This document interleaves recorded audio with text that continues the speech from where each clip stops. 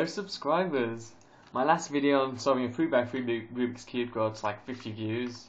It almost went viral, so I thought I'd make another. And this time solving a 2x2. But yeah, I'm not quite as quick, so it may take me a few minutes. I'm mixing it up. Okay, I'll go. Oh, that was convenient.